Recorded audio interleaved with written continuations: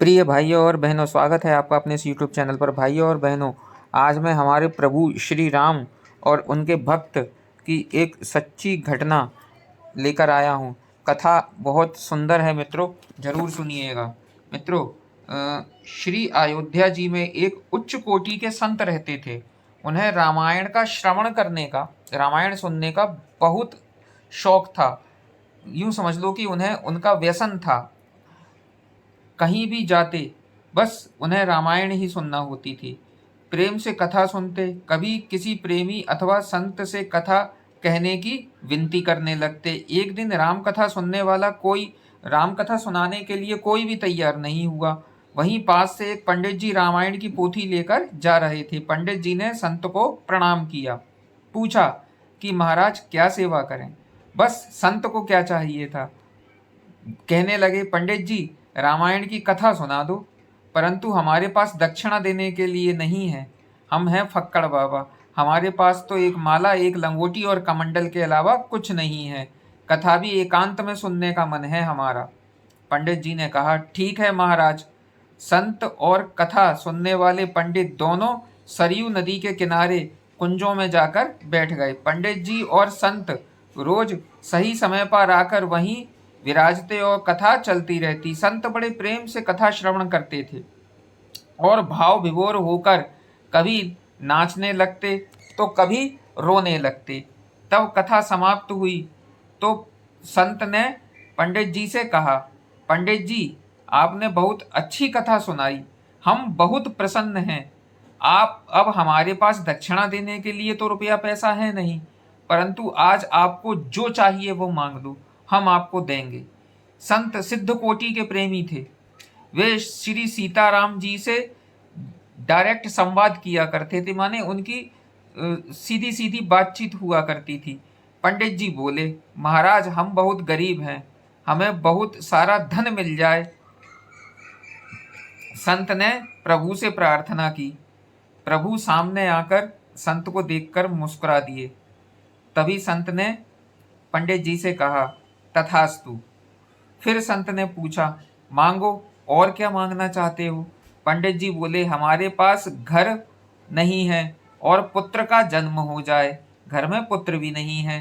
संत ने पुनः प्रार्थना की और प्रभु श्री राम जी उन्हें दिखे और देखकर, संत को देखकर श्री राम जी मुस्कुरा दिए।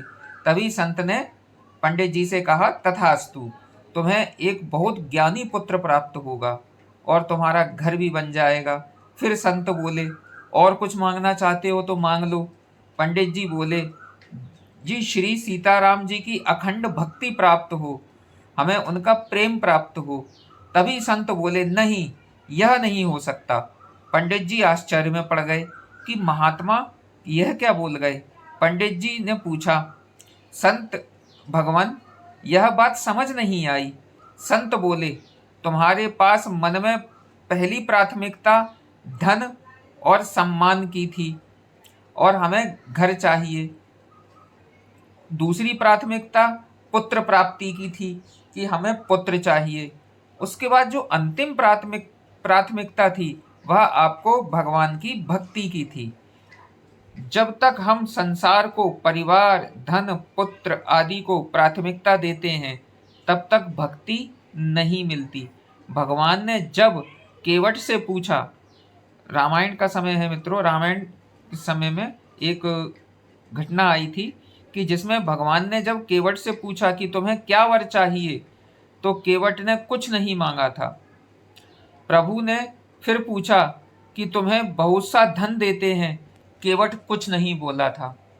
प्रभु ने जब ये कहा कि मैं तुम्हें ध्रुव का पद दे देता हूँ, केवट ने उसके लिए भी मना कर दिया। फिर प्रभु ने कहा, मैं तुम्हें इंद्र का पद दे देता हूँ, पृथ्वी का राजा बना देता हूँ, मोक्ष तक देने की बात करी, लेकिन केवट ने कुछ नहीं लिया। तब जाकर प्रभु ने उसे भक्ति प्रदान करी। ऐसा ही मित्रों हनुमान जी के साथ भी था कि हनुमान जी को जानकी माता ने अनेकों वरदान दिए, उन्हें बल दिया, बुद्धि दी, कई प्रकार की सिद्धियां दी, यहाँ तक कि अमरत्व का वरदान दिया, परंतु उन्हें कुछ प्रसन्नता, हनुमान जी में कोई भी प्रसन्नता दिखाई नहीं दी। अंत में जानकी जी ने श्री राम जी का प्रेम, अखंड भक्ति का वरदान दिया। ऐसा ही मित्रों प्रहलाद जी ने भी कहा कि हमारे मन में मांगने की कभी कोई इच्छा ही नहीं उत्पन्न न हो, तब भगवान ने अखंड भक्ति वरदान दिया। अर्थात आप भी प्रभु से उनकी भक्ति का वरदान मांगो, और बाकी सब तो प्रभु जानते हैं। तुम्हें क्या जरूरत है, वो सब सांसारिक चीजें स्वयं अपने आप ही दे देंगे, वो घट घट के वासी हैं। तो मित्रों, हमें अपनी ज़रूरतों की चीज़ें नहीं मांगना चाहिए, हमें भगवान से सिर्फ प्रभु की भक्ति ही मांगना चाहिए। अगर प्रभु की भक्ति हमें मिल गई तो बाकी सब तो भगवान हमें स्वतः ही दे देंगे। तो मित्रों, मुझे आज्ञा दीजिए, इसी प्रकार की नई कथाएं मैं आपके बीच प्रस्तुत करता रहूं। यदि आप मेरे चैनल पर नए हैं तो कृपया चैनल को ज़रूर सब्सक्राइब करिए, जिससे यह छोटी छोटी सत्य घटनाएं मैं आपके पास पहुंचाता रहूं।